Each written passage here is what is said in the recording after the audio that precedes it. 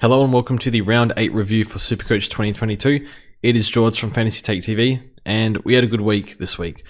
Me, JD, and I all had a good week, so podcast will be filled with positivity for sure. JD will be running the show there, and so discuss how we went this week. So definitely needed a good week.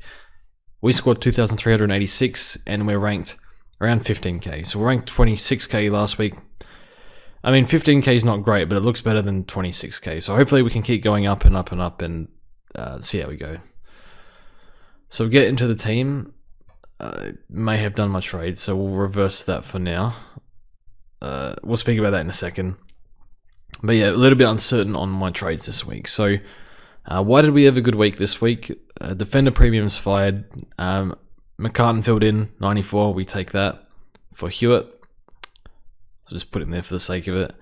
McRae captain. So a lot of people would have taken the Neil VC, or maybe captains, I don't know, Gorn or Took or whatever. So unless you captain Cripps or Sean Darcy like Eno, McRae was a good VC. So yeah, kind of wanted a VC Neil because probably has the highest ceiling against West Coast, but went for McRae, a bit lucky. So yeah, definitely a bit of luck went our way this week. What also helped, again, the only bad rookie on the field is O'Driscoll and maybe McCartan. McCartan's good, but averaging 67, probably 72-ish if you take away the injury game. Forward line didn't do great this week, but I think a lot of forward lines were in the same boat. So, and then the ruck, so Gorn doing poorly, Steele doing poorly, and Stewart doing poorly really helped us a lot. So, I think a good week for us. We needed regression from Gorn. We needed that really bad because we were getting our ass beat by Gorn every week, and it was a tough watch. But yeah, paid nearly $1 million for him in Dream Team, and yeah, that backfired this week. But I think we'll pay for him this week in Supercoach because watching Gorn against St Kilda, they were able to constantly spoil him in the air. So he dropped a lot of marks, but that was because they were in contested situations. Took, I think, only maybe one or two intercepts from what I saw, and was used forward a bit as well. So without a doubt, against West Coast, they can't go with him in the air with all their outs. So, and their ruckman, well, Stranadica, I'm guessing, will ruck against him, who I actually thought was okay, competed okay in the ruck, but he's not an AFL level ruckman, just by nature, because he wasn't on an AFL list before they got injuries and whatnot. So I think we'll grab Gorn this week, and hopefully that pays off. Another one is Sean Darcy. After that Aaron Hall debacle, which has cost me so many points early in the year, if we went Sicily over Hall, we would have saved about 200 points and 130k in a trade and a boost.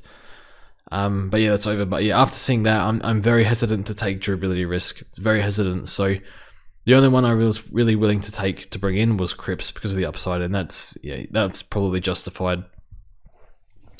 So yeah, 246k in the bank, 3 trades. We need to make some tough decisions at the trade table.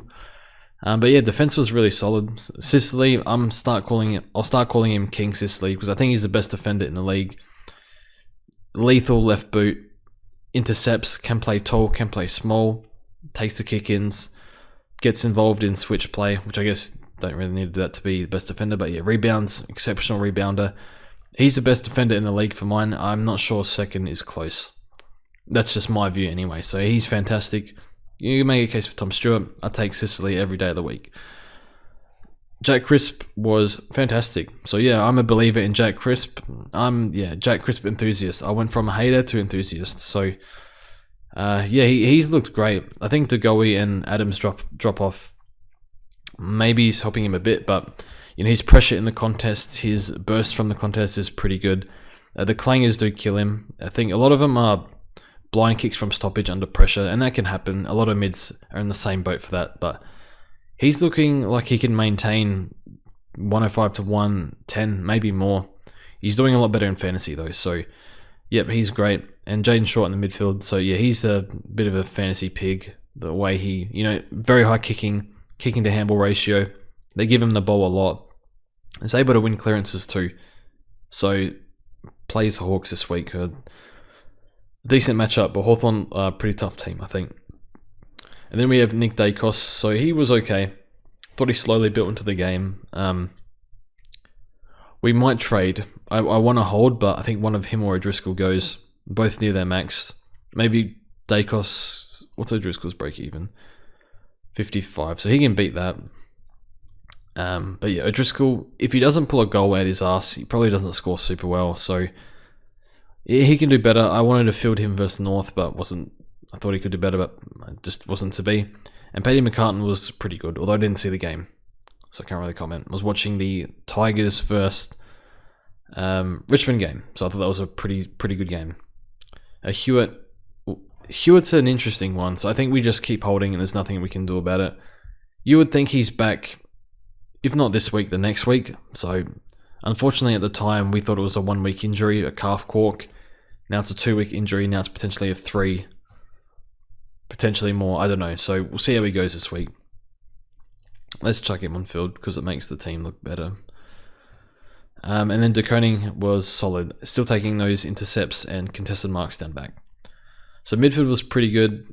Neil, yeah, thought I could have been punished for not captaining Neil, but wasn't to be, so took the 144. Clary was fantastic. You can see why a lot of people panicked to get him in for 620k. So yeah, pretty easy trade in there. But yeah, up to 660, and he's pretty much gone if you want to get him in, unless you want to pay up for it. So pretty tough to trade in now, especially when Brayshaw, Steele's coming down. Those guys, you know, Took's still a good price if you don't have him. Petrarca's still a reasonable price too.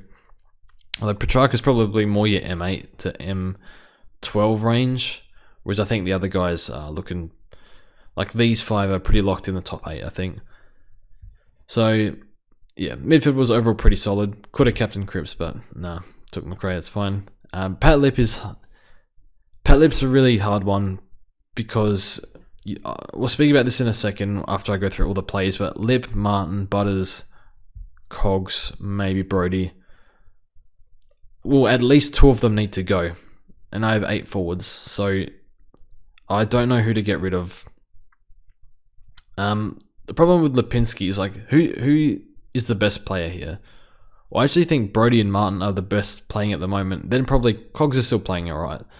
Just his role is bad. And then Lipinski and Butters are quite off. Butters is really good on his day, but Lipinski isn't playing super well. So he can't stick tackles. His contested ball winning is quite poor, but you give him space, and his handballing in traffic is also pretty good. So he's got a few things going for him, and he can accumulate. Good time on ground, good endurance runner, good durability. So he's got a few things going for him. But I worry that in a high-pressure game against the Dogs, for example, I do worry that he's not going to score well at times. But averaging the 94 at the moment, so not doing too bad. So I don't know. And then Nick Martin, he was underscored at 88 for sure. I thought he was just about best on ground. 4th quarter, he took over that game against Hawthorn. So, yeah, I don't know who to get rid of here. I'll speak about that in a sec, but yeah. Ruckline, no Gorn. Bruce Hayes held it down this week. I think it'll be the last week we run both of them. And we still have Jack Hayes, just we haven't had a chance to get rid of him. And in the forward line, well, just on Sam Hayes, his tab work's quite good, but his endurance is quite poor. Like, you'll see him after a contest, he'll fall over after a ruck contest, and he'll just stay on the ground. I assume he's doing that as a tactic to get extra rest because he needs to build up his tank, but his tab work is quite good. And he had a good matchup. So the forward line, Dunkley was a bit more forward. Parker rolled his ankle, but I figure Parker's durable, has 10 years of history of being a premium of like 95, 99 plus, so it'd be pretty tough for him not to be a top 2 or 3, maybe 4 forward, so brought him in. Heaney, this is Heaney. I guess he's going to have down games. 0 goals, 3. You know, even when he doesn't play super well, he still scores well. I didn't actually see the game, so I'm not actually sure, but I saw a highlight. He missed a goal from 20 meters in front, so usually kicks, 2 goals a game. If he kicks 2 goals this week, probably a 95 score instead of 0 goals, 3, or a 75. And Brody was pretty good, but it was against North, and it was a very uncompetitive performance by North. Brody was kind of taking the piss with how he was getting the ball in space and then handballing at 30 meters and just hitting targets everywhere. They were all alone. Cogs is an issue, but if Leon is sacked, maybe Cogs plays a bit more midfield, or maybe they just put him in the midfield anyway. But for the past month, he's been majority forward, so that's not great. But he's still averaging 94, and I think he's had like a 3-round average of 90 or something before this week. So I don't think there's a good enough reason to trade him, but the role is quite bad and it is concerning. What's his break even? 86. I don't want to trade Cogs at the moment.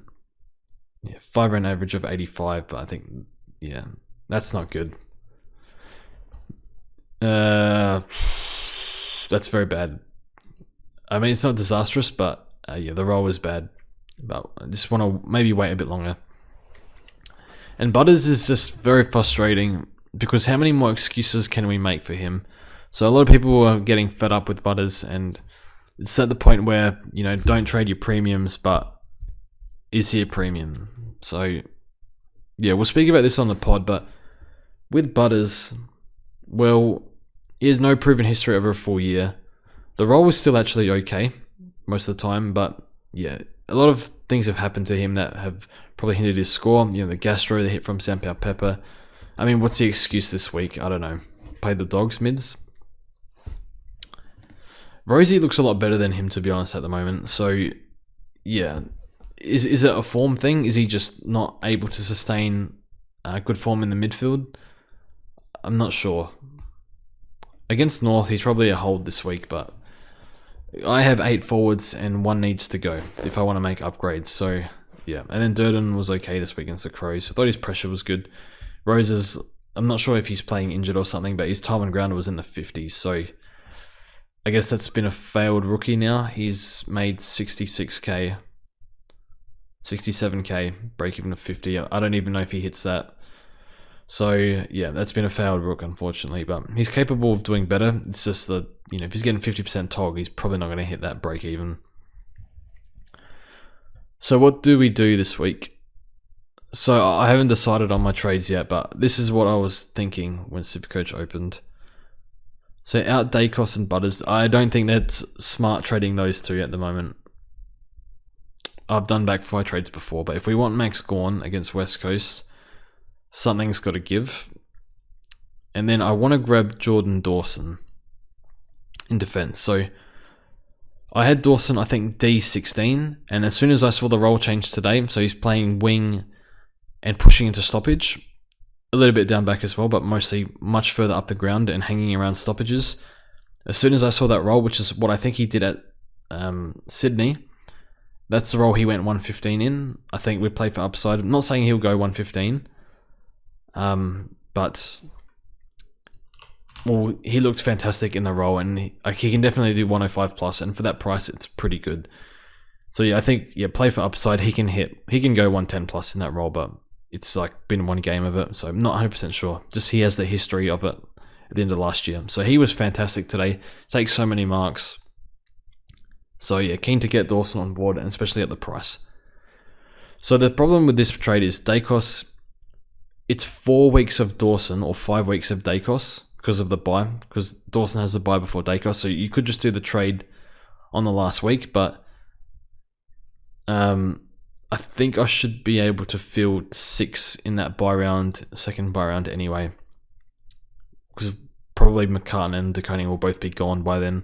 Probably have Buku there, so Buku Karmas, the rookie from Bulldogs, so just get another look at him. And then, Gawn is self-explanatory, getting him up. And then Butters to Greg Clark. I actually think Greg Clark will outscore Butters for the year. I wouldn't be surprised if Greg Clark goes 85 to 90 and Butters the same. So, yeah, is Butters top 6? I don't think so. And, yeah, Butters, we'll have an in-depth conversation about this on the podcast, because I'm not sure I want to trade him or not, especially because he plays North. But something we'll definitely speak about. But yeah, 4 scores in the 50s in the past, 6 rounds? Like, where do you draw the line and call him not a premium? but he shows the ceiling. Just his ceiling is high, but his floor is disgusting. So we'll speak about that. So yeah, that's the trades for now. I'm not 100% sure. Again, early in the year, after doing a few backfire trades, I'm a little hesitant. Trading Dacos now could backfire, but I suppose he'll be gone in 4 or 5 weeks for everyone anyway. Trading Butters can definitely backfire.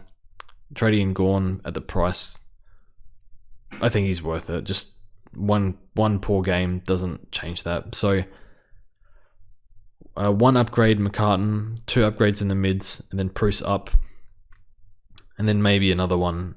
Like maybe we need to get English for a forward or something, or Bont. 5 upgrades and 16 trades.